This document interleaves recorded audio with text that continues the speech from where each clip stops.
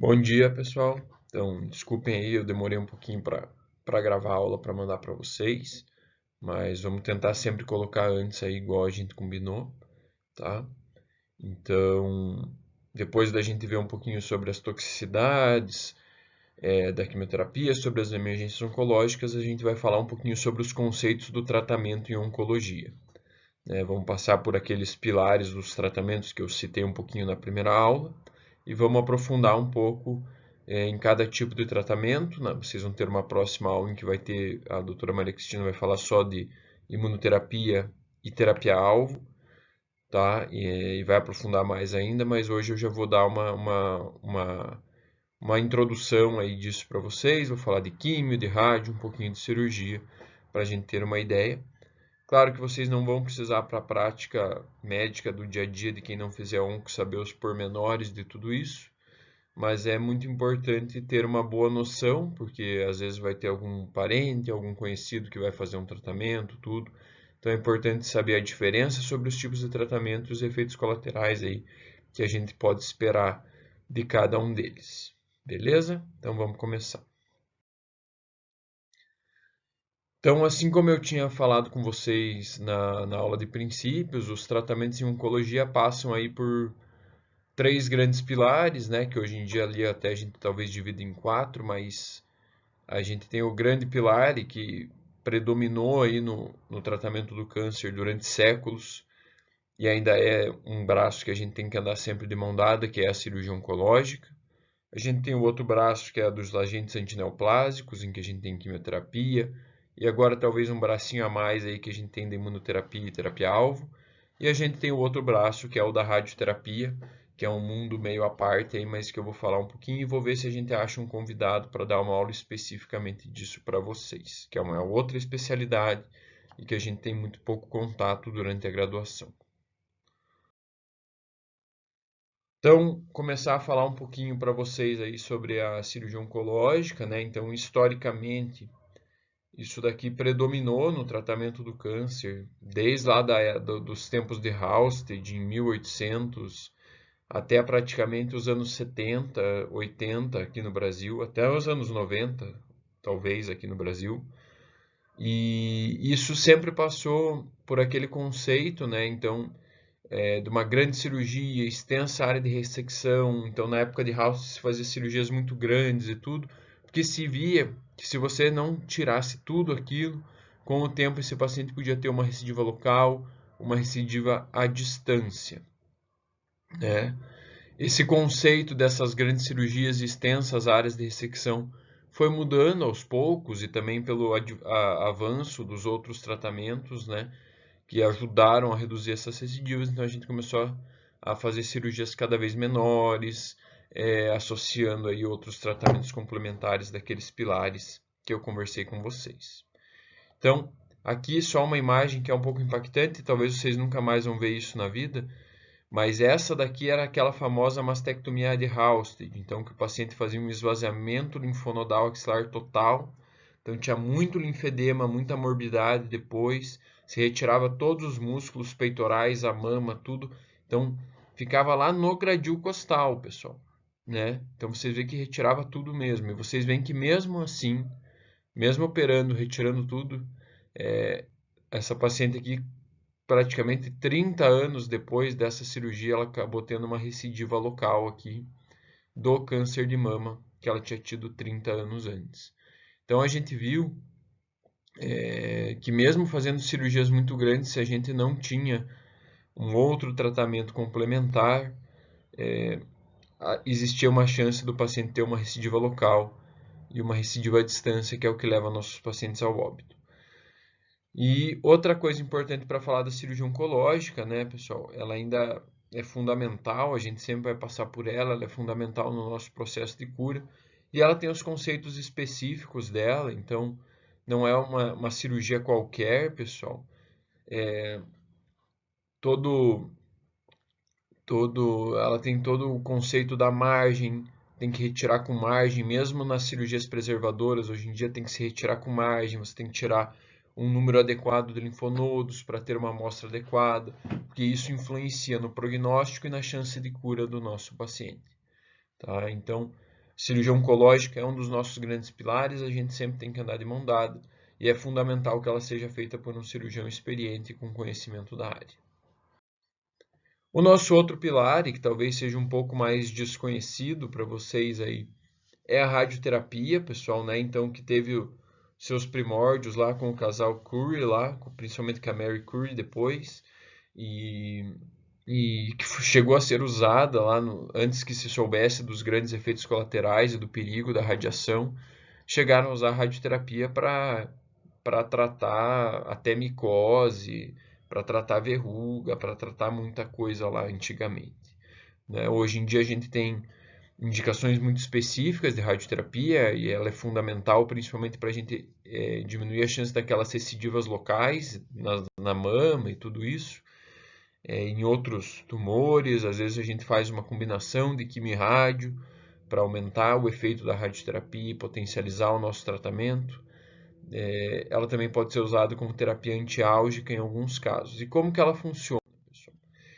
Então, basicamente, a radioterapia, você vai mandar um feixe de radiação que vai atingir um núcleo, né?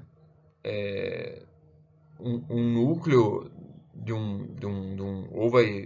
um núcleo de um material ionizante ali que vai emitir um feixe de elétrons, pessoal. Então você vai deslocar um feixe de elétrons ali seja por um fóton, um elétron, o que for, e esse elétron que se desloca vai levar a formação de radicais livres e a quebra da nossa fita de DNA. Quando a gente faz a quebra dupla da fita de DNA, a gente leva à morte celular. Então, por isso que às vezes a gente associa químio para parar o ciclo celular em uma posição em que a fita de DNA esteja mais exposta e que facilite a ação da radioterapia. Basicamente é isso, né? Claro que vai ter um radioterapeuta que a gente vai tentar convidar para falar mais para vocês, mas tudo isso daqui passa por um processo muito muito delicado, assim. Então, para o paciente, às vezes ele vai lá e fica na máquina de radioterapia em torno de 10 minutos. Mas tudo isso passa por um preparo muito maior, pessoal. Então, aqui coloquei para exemplificar como que seria o processo para irradiar uma mama. Então, o radioterapeuta e um físico, junto com ele, a gente faz uma tomografia de planejamento. Eles vão desenhar toda a área em que eles desejam irradiar, a dose que eles desejam mandar ali. Eles vão desenhar a área que eles desejam proteger, calcular a dose que vai acabar escapando para essas áreas que eles desejam proteger e tentar evitar ao máximo a toxicidade. Então, tentando levar a maior dose possível na região que precisa ser irradiada e a menor dose possível nas áreas que você precisa proteger, né? Tudo isso demanda um trabalho muito grande do físico e do radioterapeuta. Claro que isso é radiação, pessoal, então não é um banho de luz, igual muita gente acha. A radioterapia tem seus efeitos colaterais, tem efeitos colaterais tardios, né? Então, aumenta a chance de uma segunda neoplasia 30, 15, 20, 30 anos depois, ali no local irradiado. Então, pacientes jovens e tudo isso, a gente sempre tem que explicar isso e cuidar muito aí com esses efeitos colaterais tardios da radioterapia. Beleza? Então agora vamos começar um pouquinho a parte dos agentes antineoplásicos. Então falar um pouquinho dos agentes antineoplásicos, pessoal, é tudo aquilo que vai levar à morte da neoplasia. Então a gente tem a quimioterapia convencional, que é a famosa, todos sabem. A gente tem a terapia hormonal que veio antes até da quimioterapia convencional. A gente tem as terapias-alvo e a gente tem a imunoterapia e os anticorpos que entram aí como como terapia-alvo. Então vamos falar um pouquinho de cada um para vocês entenderem a diferença e saberem que não é tudo igual, não é tudo quimioterapia, não é tudo que vai levar aquelas toxicidades todas iguais, tá? Então vamos lá, vamos começar com a quimioterapia. Aqui, pessoal, só lembrando daquela aula que eu dei para vocês de princípios da oncologia. Então, aqui são aqueles hallmarks of cancer. Então, como que a nossa célula tumoral vai escapar dos nossos mecanismos de defesa e proliferar. E mostrando para vocês, aqui é o mesmo slide, como a gente vai atuar com vários tipos de tratamento em cada fase desse hallmark of cancer aí. tá bom? Então, vamos começar falando de quimioterapia, que é o mais clássico, que se difundiu aí mais nos anos 70, anos 80, né? E ainda é uma base do nosso tratamento, a gente usa muito, né? A gente mistura ela com as outras. Então, ela atua no processo da carcinogênese, impedindo a divisão celular por vários mecanismos diferentes, pessoal. Para vocês gravarem, quimioterapia é um remédio que a gente vai pôr na veia e que vai matar toda célula que esteja se dividindo rápido. Como o tumor se divide rápido, a gente vai levar à morte tumoral, mas a gente vai levar todas aquelas toxicidades que vocês viram um pouco na aula passada. Vai levar alopécia, vai fazer mucosite, vai fazer diarreia, vai cair a imunidade e tudo isso. Quais são os objetivos da quimioterapia, pessoal? A gente tem um objetivo de cura, então quando ela é complementar à cirurgia, então aqui a gente tem o conceito da quimioterapia adjuvante e neoadjuvante, né? Então adjuvante quando é feita após a cirurgia, para que a gente mate qualquer célula tumoral que possa ter ficado ali e que a gente não consegue ver essa célula tumoral que possa ter ficado, nem com PET, nem com exame nenhum. Tá? Então a gente sabe que para alguns tumores tem indicações específicas e a gente vai falar nas próximas aulas. O papel de fazer quimioterapia depois de operar aumenta a chance de cura do paciente, diminui a chance de recidiva, tá? No papel adjuvante. A gente também tem ela no papel neoadjuvante, que a gente pode fazer antes da cirurgia para tentar reduzir o tamanho do tumor, matar essas micrometástases que a gente possa ter antes e fazer uma cirurgia menor para o nosso paciente. Tá? Então, no papel adjuvante, neoadjuvante, a gente está objetivando aumentar a chance de cura do nosso paciente. A gente também pode usar a quimioterapia no contexto de aumentar a sobrevida, na paliação de sintomas. Então, para um paciente que já é metastático, às vezes, e não tem mais como a gente curar ele, a gente pode aumentar a sobrevida desse paciente fazendo quimioterapia.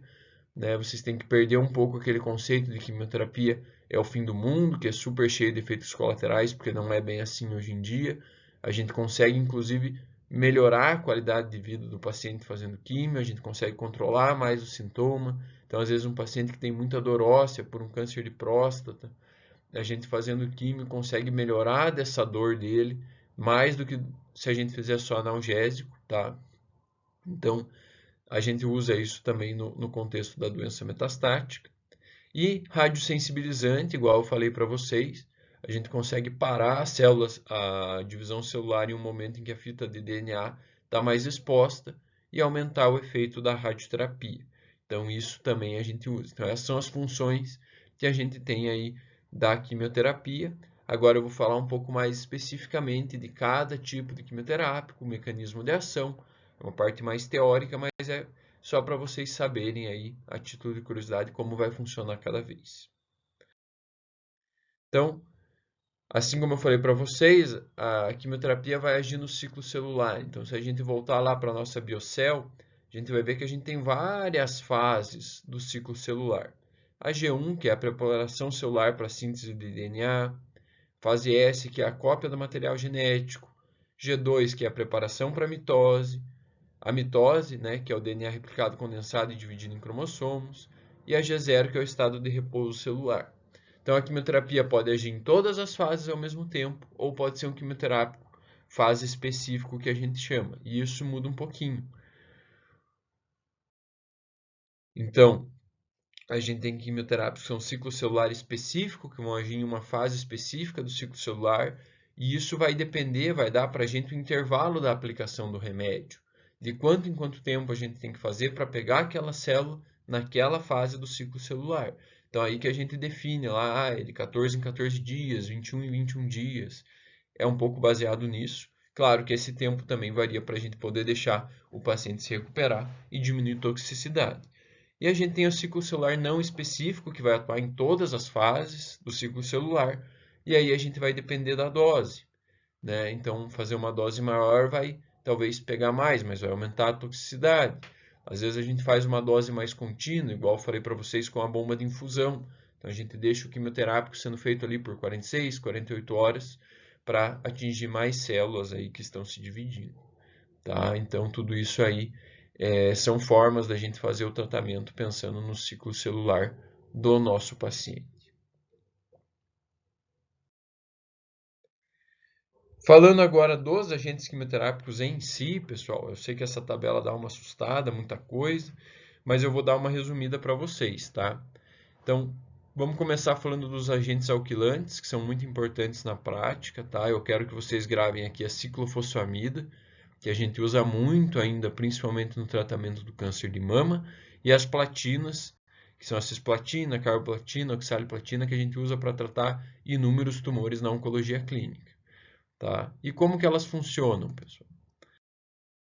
Então, o que eles fazem, pessoal, os agentes alquilantes, eles vão gerar ligações cruzadas entre as bases de DNA e vão meio que prender a fita dupla, não vão deixá-la se separar. Isso aqui vai levar a uma síntese de DNA prejudicada. Com a síntese de DNA prejudicada, você leva à morte celular.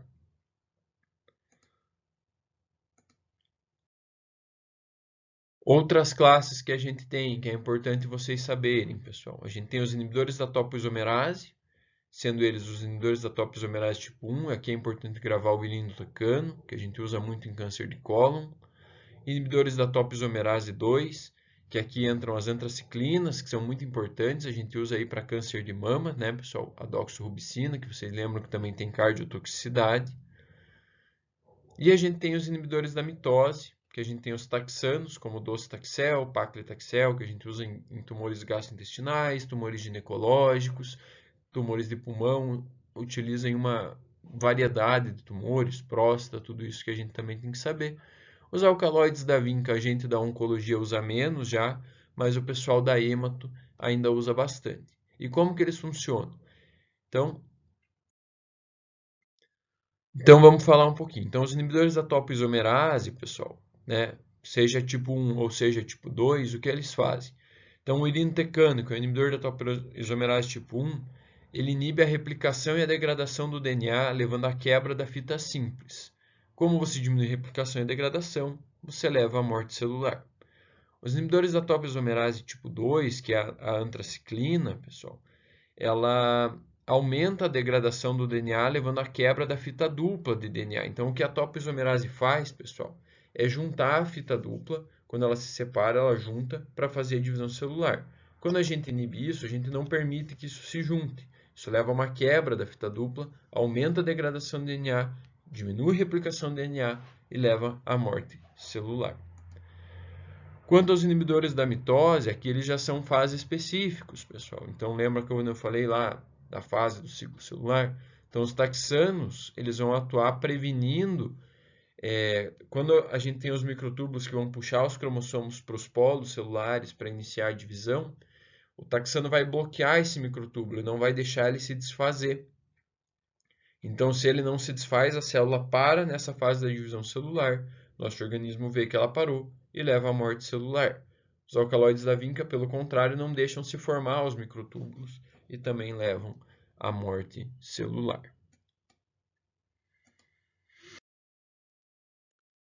Aqui uma classe um pouco mais antiga, que foi quando a gente iniciou as quimioterapias, né? Então elas têm um valor histórico importante, pessoal, que são os antimetabólicos. Aqui eu quero que vocês gravem principalmente o 5-fluoracil, que a gente usa para uma gama de tumores. O metotrexato, que é conhecido de vocês, que a gente usa na reumato, que a gente usa em gravidez ectópica, que a gente usa em outros cenários não oncológicos também, e ainda usa na onco e na hemato. E o pemetrexed, que é como se fosse um irmão chique do metotrexato, que a gente usa para câncer de pulmão, tá?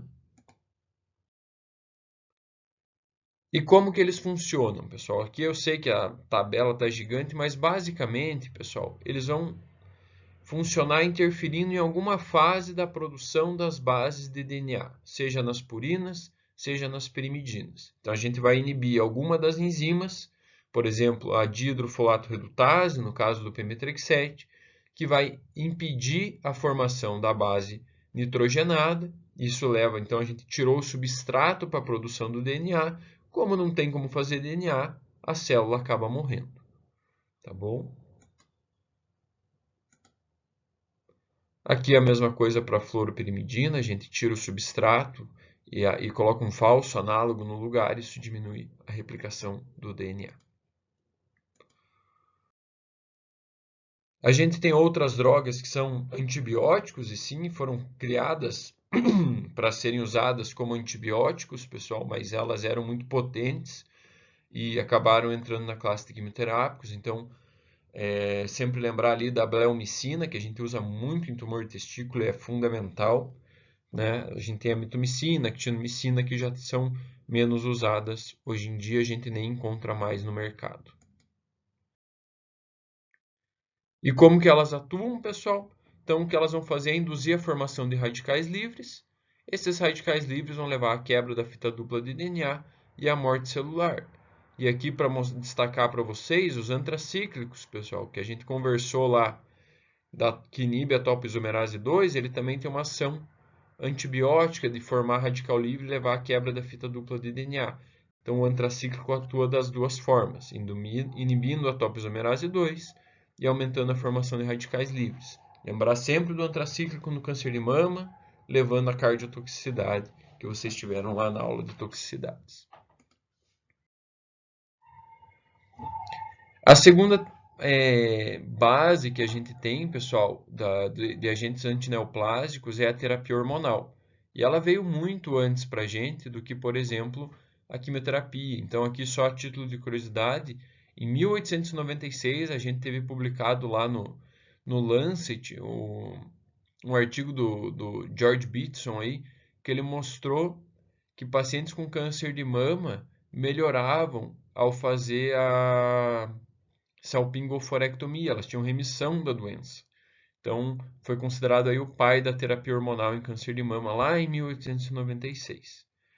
E como que a gente vai fazer isso? Então, algumas neoplasias, principalmente mama e próstata, pessoal, a gente sabe que elas têm um substrato hormonal muito grande, né? Então, elas têm receptores hormonais, elas são estimulados o seu crescimento por alguns dos nossos hormônios.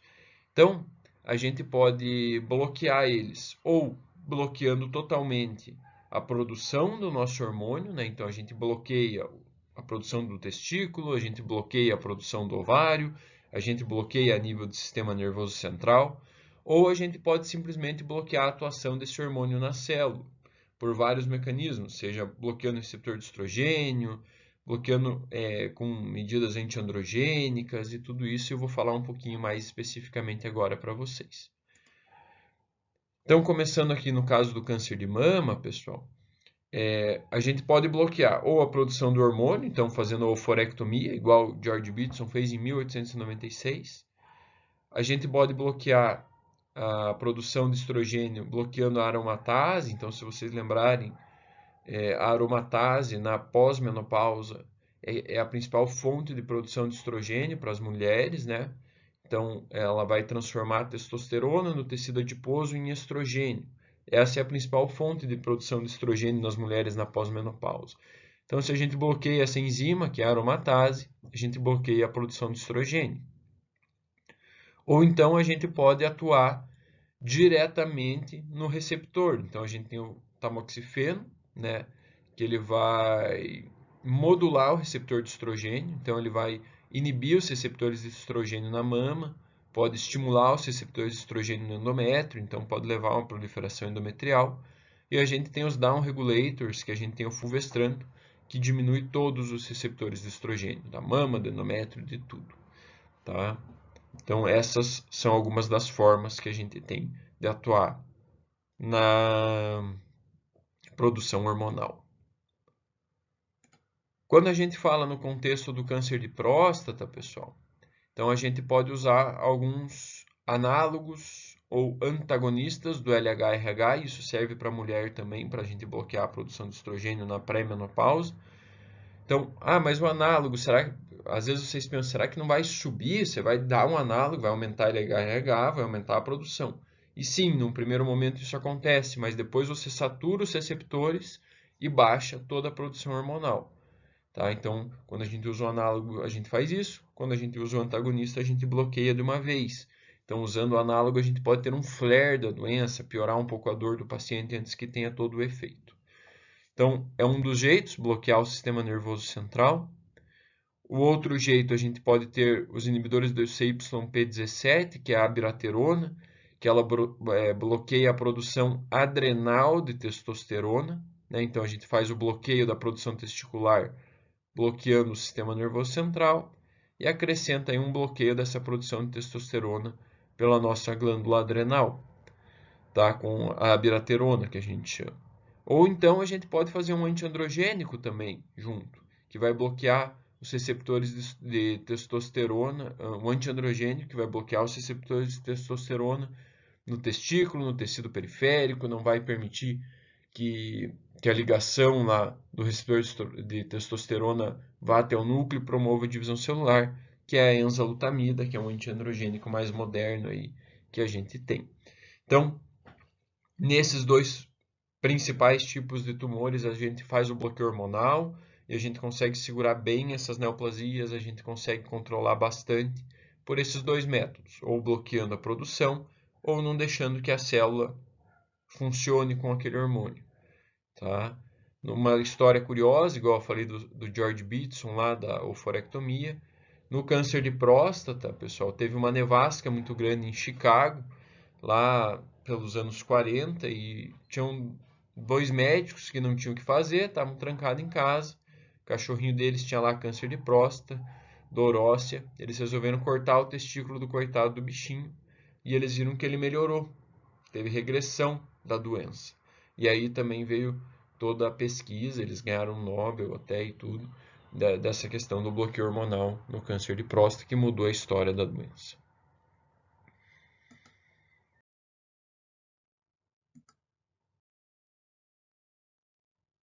Terapia-alvo, pessoal. A gente tem inúmeras terapias-alvo, tá? A gente tem os inibidores de tirosina quinase, que são em geral via oral.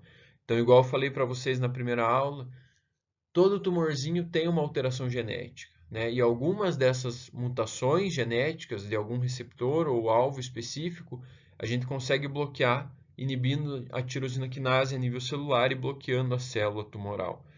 Então a gente tem várias mutações drogáveis que a gente chama, então EGFR, ALK, MET, BRAF, tudo isso a gente pode fazer terapia via oral, terapia-alvo, e são via oral, e a doutora Maria Cristina vai falar mais na próxima aula. A gente tem anticorpos monoclonais específicos, por exemplo, anti-HER2 no câncer de mama, antiangiogênicos, então a gente tem anti-VEGF, anti-VEGFR, para bloquear a neoangiogênese tumoral. A gente tem imunoterapia específicas e não específicas, e eu vou falar um pouco mais para frente. Tem as CAR T-cells, tem vacinas, então a prevenção com a vacina do HPV ou uma vacina de tratamento, que é o Sipuleucel T. E a gente tem os radiofármacos, então o lutécio, o rádium, que são radiofármacos ligados a um anticorpo que vai atuar na célula tumoral, liberando esse radiofármaco lá na célula tumoral. Então vamos falar um pouquinho mais de cada uma dessas, explicar um pouco como funciona, vocês vão ter uma aula específica disso, mas só para já dar uma base, é um assunto que foi capa de Veja e que falaram um monte, vocês vinham ouvindo falar em imunoterapia, então é importante saber aí como que isso funciona e como que isso atua, isso está mudando a nossa realidade. Então, para começar, pessoal, então, o conceito de imuno-oncologia vem lá de 1957, quando se viu que o nosso sistema imune tinha um conceito de immunosurveillance. Então, que os linfócitos agem como sentinelas, reconhecendo e eliminando continuamente células com potencial neoplásico. Então, continuamente o nosso sistema imune erra, o nosso sistema de divisão celular erra, produz uma célula com potencial neoplásico, mas o nosso sistema imune vai lá e mata essa célula, né? E o immunosurveillance faz parte de um processo maior, que é o immunoediting, que eu procurei tradução e não encontrei. Então, esse processo tem 3 fases. Uma fase de eliminação, em que você tem a eliminação precoce das células neoplásicas pelo sistema imune, sem que esse tumor tenha repercussão clínica, sem que ele consiga se desenvolver. Depois você vai acabar tendo uma fase de equilíbrio, em que o tumor cria mecanismos de resistência para que o sistema imune não mate mais ele, mas ainda assim o sistema imune consegue combater, então você mata o tumor, ele cresce, mata o tumor, ele cresce. Então eles ficam como se fosse um equilíbrio controlado pelo sistema imune, que a gente tem as fases pré-clínicas já do tumor, e depois a gente tem uma fase de escape, em que o tumor predomina sobre a atividade imune, prolifera e a gente vai acabar tendo a doença detectável. Né? Então vamos explicar um pouquinho cada um desses passos aí. Eu coloquei uns videozinhos aí, vai ficar legal para vocês verem. Então, começando na fase de eliminação, pessoal. Então a célula tumoral produz substâncias antigênicas. Essas substâncias vão ativar as células apresentadoras de antígeno, vão ativar as células NK e vão promover a morte celular. Isso vai promover mais produção de antígenos tumorais, ativa a célula apresentadora de antígeno, isso vai ativar as células T, que vão migrar até as células tumorais e vão levar à morte do tumor. A célula T acaba se dividindo e leva à morte da célula tumoral. Então essa é a fase de eliminação, então nosso sistema imune está conseguindo vencer. Depois, pessoal, vai vir uma fase de equilíbrio, em que o tumor começa a criar mecanismos de resistência, mas ainda assim o nosso sistema imune consegue matar. Então, o tumor cresce, nosso sistema imune mata. O tumor cresce, nosso sistema imune mata. E isso a gente pode atuar em fases pré-clínicas aqui. E depois a gente vai ter a fase de escape, em que o tumor vai proliferar sobre o nosso sistema imune. E o que acontece aqui, pessoal? Com o tempo, aquela célula tumoral que produzia antígenos que estimulavam muito o nosso sistema imune, ela vai começar a produzir antígenos pouco imunogênicos, que vão estimular pouco a nossa célula apresentadora de antígeno. Então, ela sendo pouco ativada, ela não vai conseguir ativar muito o linfócito T. Pouco linfócito T vai migrar até a região tumoral, pouca citocina vai ser feita, e o sistema imune vai começar a bloquear, e a célula tumoral vai começar a bloquear todo o nosso sistema imune, por vários mecanismos. Isso leva à proliferação celular, à formação das neoplasias na fase clínica.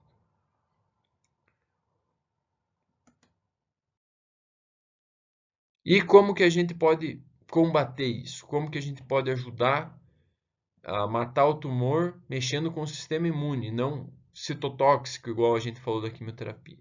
Então, a gente tem as imunoterapias, pessoal. A gente tem as terapias passivas, que são aquelas que vão utilizar um conceito imunológico, mas não vão estimular diretamente o nosso sistema imune a matar a célula tumoral. E elas são anticorpos monoclonais, anticorpos multiespecíficos, vírus oncolíticos, terapias celulares, que eu vou explicar mais para frente para vocês, um por um. E a gente tem as terapias ativas, que são aquelas que vão sim estimular o nosso sistema imune a atacar o tumor. Então a gente tem as citocinas, interleucina 2, interferon, vacinas terapêuticas e a famosa imunoterapia, os inibidores de checkpoint, que eu vou explicar um por um desses conceitos agora para vocês. Então, terapia passiva, pessoal, começando, a gente tem os anticorpos monoclonais, tá? Que nada mais são do que anticorpos que a gente vai fazer no nosso paciente que vão bloquear algum mecanismo da via celular e levar à morte celular. Seja por aumentar a apoptose, seja por inibir o crescimento celular, ou, agora mais moderno, anticorpos conjugados, em que ele vai se ligar na célula e liberar um radiofármaco, por exemplo, no caso do rádio, ou liberar uma imunotoxina, ou liberar uma droga. Então, o anticorpo se liga na superfície celular, ele é internalizado e dentro da célula ele libera um quimioterápico. Então, um tratamento mais inteligente que a gente tem agora. Por exemplo, a gente usa isso em câncer de mama, HER2, em alguns tipos de droga. Então, anticorpos podem ter essa função.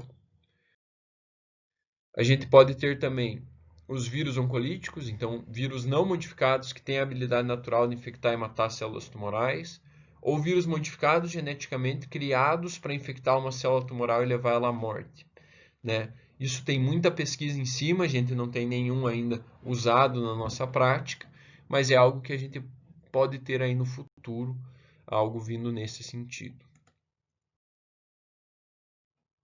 Anticorpos multiespecíficos, pessoal, então isso é uma área de pesquisa muito grande, tá? Isso está crescendo muito, então aqui só um exemplo. Por exemplo, a gente tem um anticorpo com todos os bracinhos dele, um dos braços se liga no tumor, o outro braço se liga no linfócito T, então ele aproxima o tumor do linfócito T, e o outro braço ainda puxa uma célula NK. Então, tudo isso, a célula NK vai estimular mais o linfócito T, ela vai matar o tumor por conta e o linfócito T vai matar o tumor. Então, você meio que conjuga tudo, você consegue ter anticorpos com vários pontos de ligação em que vai ter várias maneiras de atuação. Então, isso também tem muito estudo em cima, né? A gente tem desenvolvimento de inúmeras drogas de anticorpos multiespecíficos.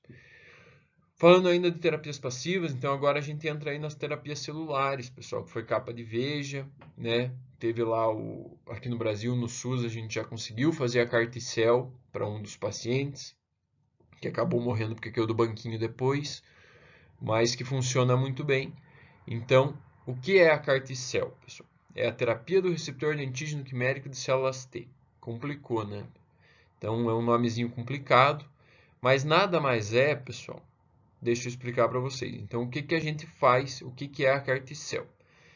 É um linfócito T alterado geneticamente, tá? Em que a gente muda o receptor de membrana dele. Então, a gente coloca um anticorpo monoclonal altamente específico e que vai reconhecer completamente o tumor daquele paciente, tá? Então, ele é feito para o tumor daquele paciente.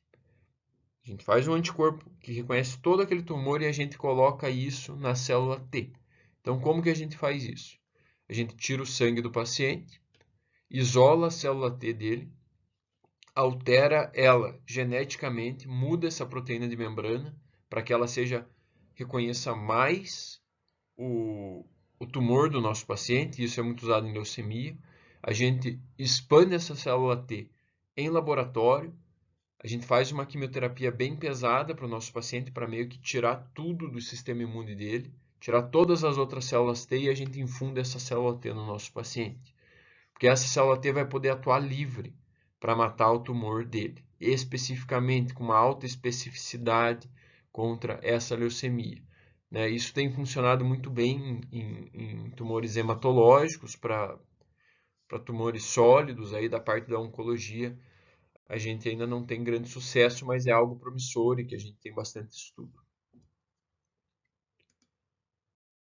Outras formas de terapias celulares, a gente tem as TCRs, pessoal, que são a alteração dos receptores de célula T, então é parecido um pouco com a Carticel, mas aqui a gente não coloca um anticorpo lá na parte extracelular do linfócito T. A gente coloca só um receptor alterado geneticamente para ter mais especificidade. Enquanto na Carticel ele reconhecia todo o antígeno tumoral, então tinha uma especificidade muito grande, aqui ele vai reconhecer melhor, mas ele vai continuar reconhecendo só um pedaço do antígeno tumoral. A maneira de ser feita é praticamente a mesma, então a gente tira o sangue do paciente, isola a célula T, altera ela geneticamente, prolifera ela em laboratório, faz uma quimio pesada no paciente e reinfunde essa célula para ela atuar melhor sobre o tumor do nosso paciente. Também é muito usado aí, está começando a ser mais usado na hematologia, na oncologia clínica a gente não tem grandes avanços disso. Um outro conceito, e esse sim é bem antigo já, na verdade, pessoal, foi até desenvolvido lá no final da década de 90, começo dos anos 2000, por um pessoal da USP, mas por ser uma técnica extremamente artesanal, difícil de ser feita, isso não foi muito para frente, é muito cara, tá? Mas funcionava muito bem em melanoma, tá? Funciona em melanoma, então a gente tinha algumas indicações e às vezes a gente ainda acaba usando. Então o que que é? São as TILs, as células infiltrantes do tumor. Não são células alteradas geneticamente. O que que a gente faz aqui, pessoal? A gente faz uma biópsia tumoral, em que lá a gente vai ter células imunes junto da neoplasia, tá? Então a gente vai isolar essas células imunes do nosso paciente, que já são específicas para aquela neoplasia. A gente vai fazer interleucina 2, a gente vai estimular elas a crescerem, então a gente meio que vai deixar elas bombadona lá, tá? A gente vai fazer como se fosse um super linfócito e vai reinfundir ele no nosso paciente para ele combater aquele tumor específico, tá? Pode ser até reinfundido no local do tumor em alguns casos, como no melanoma, tá? E isso vai ajudar a combater melhor o tumor.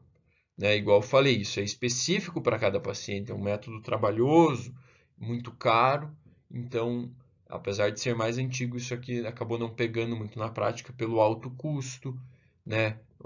O paciente tinha que ficar lá, fazer a biópsia, esperar tudo isso. Então, hoje em dia já está tendo formas de baratear um pouco isso, então talvez isso volte a ser mais usado, né? Mas isso quem desenvolveu foram os brasileiros lá da USP.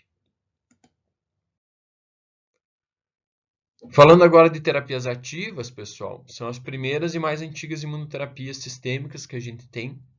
Então, o que a gente faz é infundir citocinas ativas no paciente, né? Então, interferon, que vai ativar a célula NK e vai levar à apoptose de célula tumoral, que a gente usava muito para tratar câncer de rim, né? E melanoma também, que são tumores mais imunogênicos, que eu vou falar para vocês nas aulas específicas. Interleucina 2, que a gente também usava para tratar melanoma e câncer de rim, ele ativa o sistema imune, principalmente no linfócito T, e leva à morte de célula tumoral. Qual é o grande problema disso, pessoal? A gente está infundindo interleucina no sangue do paciente, então você tinha uma resposta inflamatória exacerbada, muito grande. Então, eram muitos efeitos colaterais. O paciente tinha que fazer isso internado, em terapia intensiva. Então, era um tratamento de alto risco que a gente fazia para o paciente. Então, elas caíram um pouco em desuso por serem muito caras e terem muitos efeitos colaterais, e agora a gente tem as melhores opções aí, que eu vou falar um pouquinho para vocês.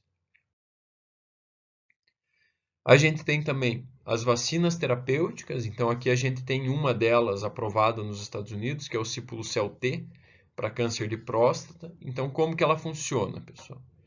A gente isola uma célula dendrítica do paciente, a gente modifica ela em laboratório, seja por um vírus ou um CRISPR, para aumentar a sensibilidade e a identificação dessa célula com a célula tumoral, e a gente reinjeta essa célula dendrítica no paciente.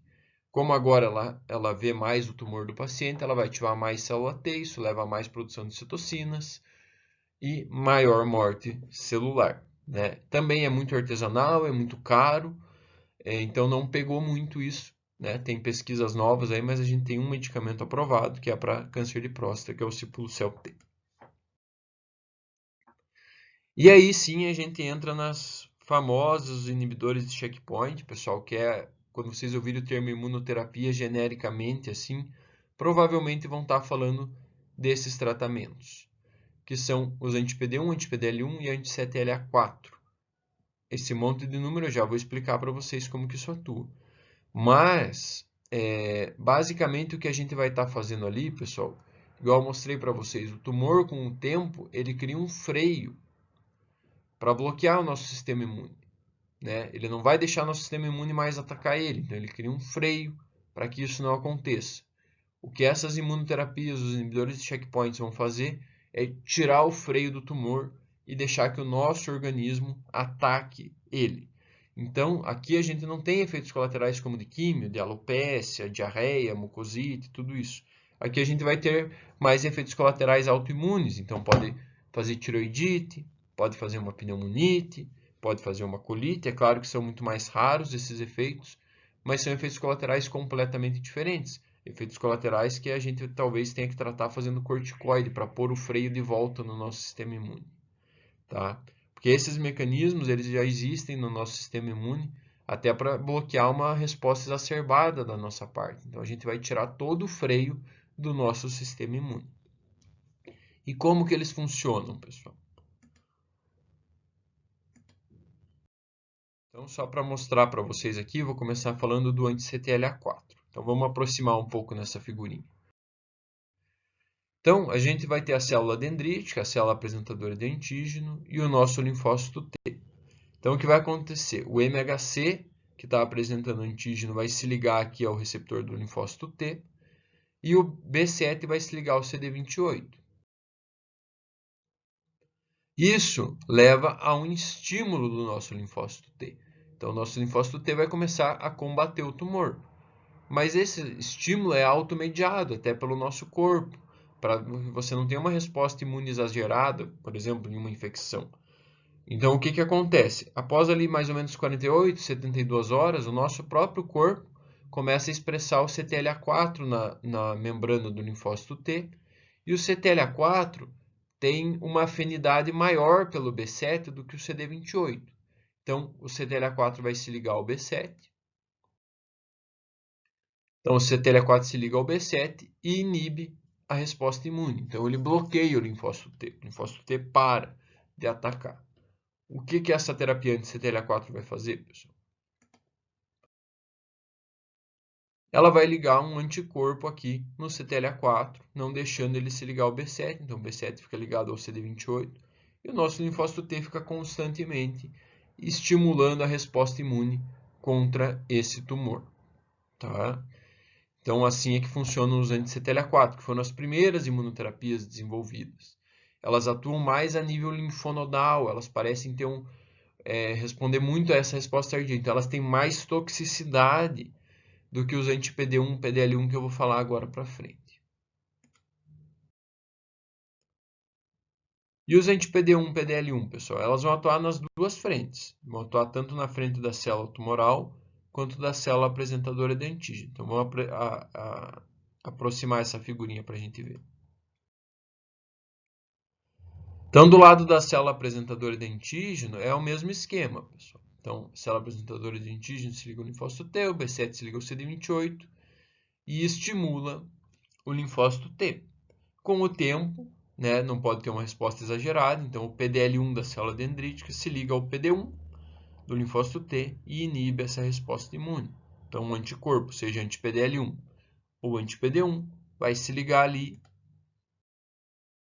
e bloquear essa nossa inibição e manter a resposta imune funcionando aí o tempo todo. Na frente da célula tumoral, o que acontece? Lá, pessoal, o linfócito T ativado está batendo no tumor, mas o tumorzinho é esperto. Ele sabe que se ele produzir o PDL1, ele vai se ligar no PD1 e bloquear o linfócito T. Então, ele faz isso. Então, o PD1 se liga ao PDL1, bloqueia aqui a resposta do nosso linfócito T, desativa ele. Então, bloqueia a resposta imune. O tumor começa a proliferar de novo. Então, se a gente bota um anticorpo para bloquear ali, o que acontece?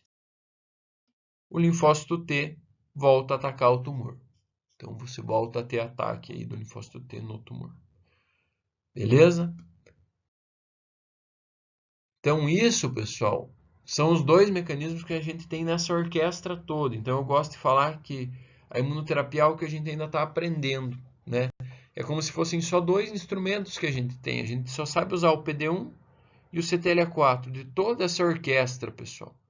Então, quando a gente começar a saber mexer melhor com o nosso sistema imune, é muito provável que a gente consiga controlar mais ainda esses tumores, né? Existem tumores que respondem mais a imune, tumores que respondem menos. A doutora Maria Cristina vai falar tudo isso na aula. Vocês vão ter uma aula só de imunoterapia-alvo com ela na próxima semana.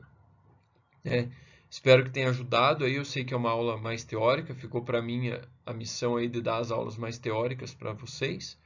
Mas espero que tenha dado uma luz, que agora vocês entendam que não é tudo químio, que a gente trata os tumores em várias frentes aí, né? E que a gente tem que andar sempre de mão dada aí com o cirurgião oncológico, com o radioterapeuta, tá? Qualquer dúvida, qualquer coisa, vocês me perguntam.